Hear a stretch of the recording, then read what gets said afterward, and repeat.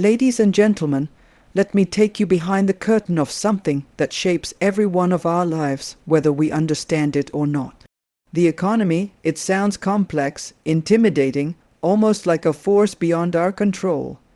But what if I told you it's actually a machine? Not a mysterious one, not an unpredictable one, but a machine built on simple, repeatable patterns driven by human behavior. And once you understand this machine, you begin to see opportunities where others see chaos. The idea I want you to sit with is simple yet transformative. The economy is not chaos, it is not random noise, it is not something reserved only for experts, analysts, or people sitting behind trading screens. The economy is a machine, and like any machine, it operates on patterns, repeating, predictable, understandable patterns. When you look at a machine for the first time, it may seem complicated. Gears turning, levers moving, parts interacting in ways that feel overwhelming. But once you understand how each part works, once you see the connections, the complexity fades, clarity replaces confusion. The same is true for the economy. What feels uncertain today has happened before.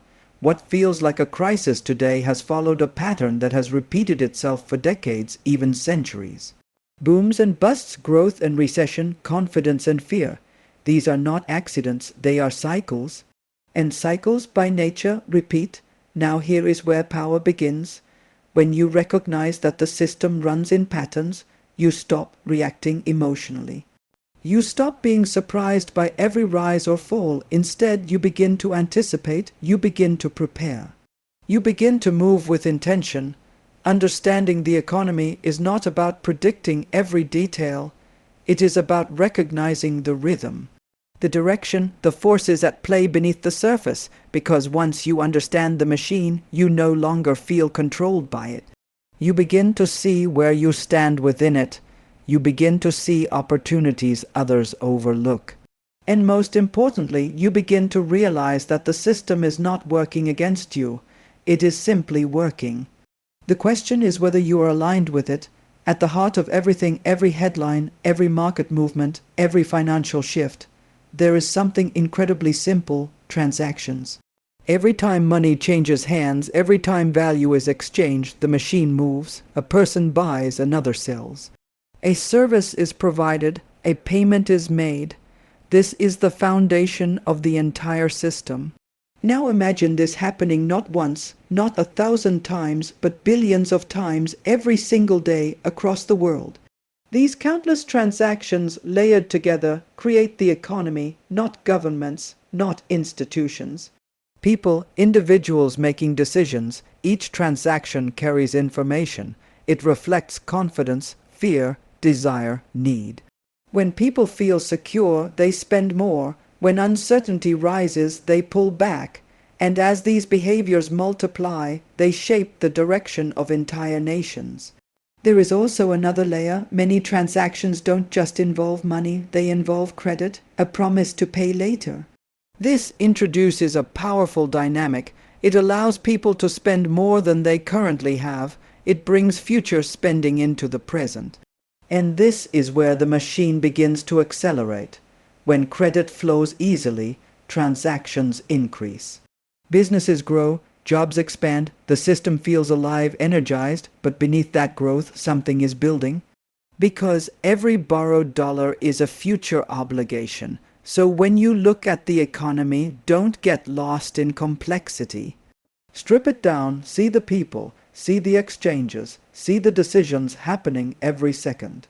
Because once you understand that the entire system is simply the sum of these interactions, you begin to understand its true nature. Not abstract, not distant, but human. Every financial decision, every economic movement, every shift in the system can be traced back to two fundamental forces: what we earn and what we borrow. These two forces shape our choices, our opportunities, and ultimately our outcomes. Income represents reality. It is what we produce, what we contribute, what we are rewarded for. It grows through effort, skill, innovation, and time. It is steady, grounded, and tied to real productivity. Debt, on the other hand, represents possibility. It allows us to act beyond our current limits. It allows businesses to expand faster, individuals to access opportunities sooner, and economies to grow more rapidly than income alone would allow. But here is the critical distinction: income grows slowly, debt can grow quickly, and when something grows quickly, it must be handled carefully. When used wisely, debt becomes a powerful tool. It enables investment, fuels innovation, and creates momentum. It allows people to build before they fully possess. But when used carelessly, it creates imbalance. It creates obligations that outpace reality. This tension between income and debt is always present. It is always shaping the system. When income grows faster, stability increases. When debt grows faster, vulnerability builds. Most people only focus on what they earn. Few truly understand what they owe, and even fewer understand how these two forces interact over time. But those who do see the bigger picture, they recognize when growth is sustainable and when it is fragile. They understand when expansion is healthy and when it is driven by borrowed momentum, and in that understanding lies control. Not control over the entire system, but control over how you move within it. Debt is often misunderstood. It is seen as dangerous, something to avoid at all costs, but that is not entirely true. Debt is neither good nor bad. It is a tool, and like any tool, its impact depends on how it is used. When debt is used to invest in something productive, something that generates income, it becomes a force for growth. It allows individuals and businesses to move faster, to build more, to achieve more in less time. It compresses the future into the present. But there is another side. When debt is used without discipline, without foresight, without a clear path to repayment, it begins to create pressure. It builds silently, it accumulates in the background. At first, everything feels fine, growth continues. Spending increases, confidence rises, but over time, the weight of that debt begins to matter, payments increase. Flexibility decreases, and eventually, the system reaches a point where it cannot sustain the pace. This is where the shift happens, not suddenly, but inevitably. What once fueled growth now begins to slow it. What once created opportunity now creates constraint. Debt amplifies everything. It makes good times better. And it makes bad times worse, so the question is not whether to use debt. The question is how, with intention or impulse, with clarity or assumption, because when you understand debt as a tool, not a trap, you begin to see its role in the larger machine. You begin to see how it drives cycles, how it shapes outcomes, and how it influences every level of the economy. The economy does not move in a straight line, it moves in waves, rising, falling, expanding, contracting. These waves are cycles, and they are as natural to the system as breathing is to life. There are short-term cycles, those ups and downs we feel every few years. Periods of growth followed by slowdowns.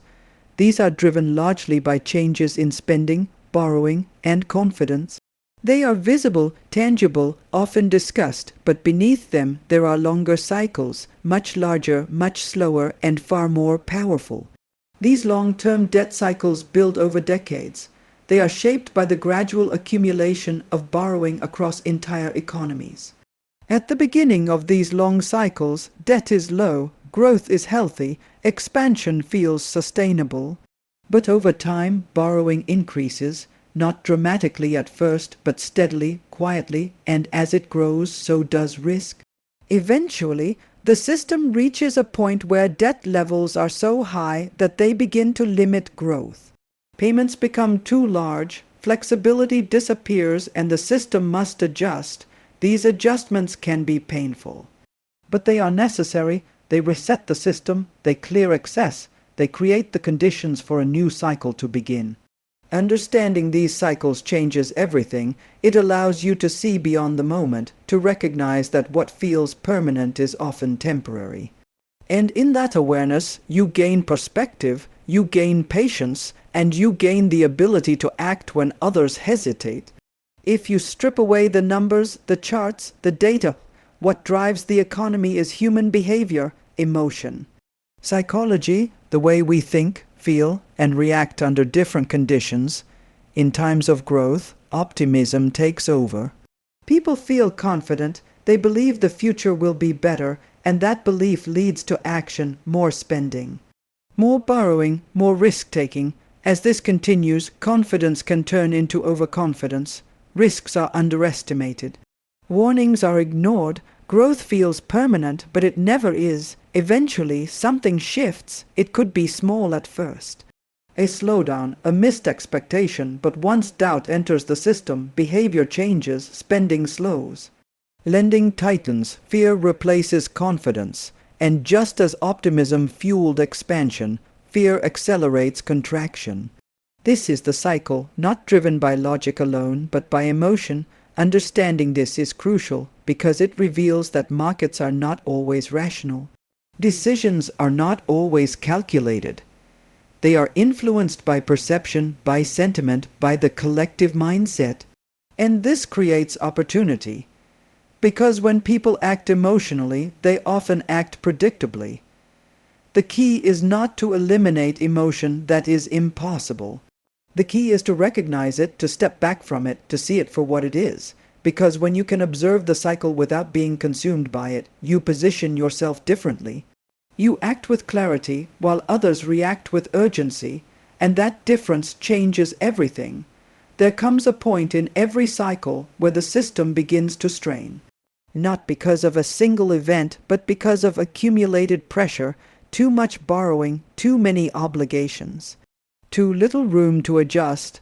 At this stage, growth begins to slow, not dramatically at first, but noticeably.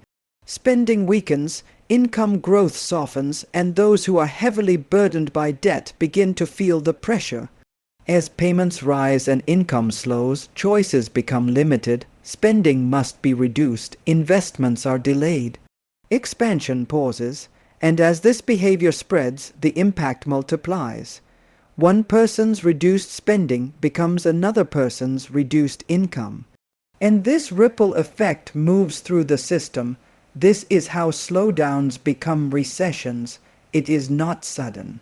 It is a chain reaction, and once it begins, it feeds on itself.